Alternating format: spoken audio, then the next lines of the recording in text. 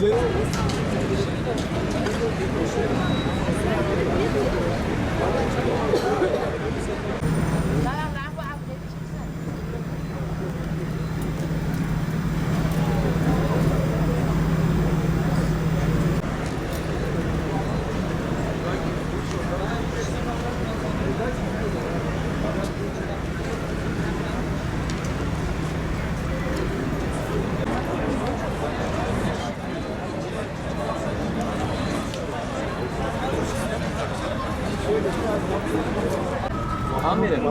şimdi girişteyim tekrardan mutlusta basın kartı olan basın arkadaşlarımızla da hangi toplantılar var?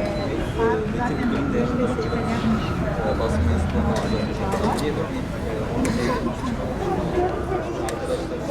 Evet, bugün masum Narin kızımızın duruşmasına katıldık. Katledildiği günden bugüne hep yüreğimiz yanıyor. Hep onun acısını yaşıyoruz. Bugün mahkemesinde tabii suça iştirakla yargılanan Nevzat Bahtiyar konuştu. Tabii konuşmaları çok çelişkiliydi ve net bir şey ortaya çıkmadı.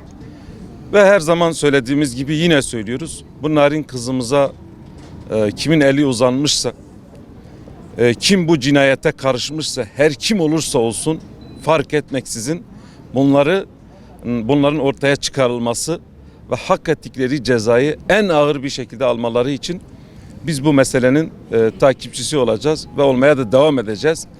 Şunu da söyleyeyim. Evet, Narin yüreğimizi yaktı. Büyük bir acıydı.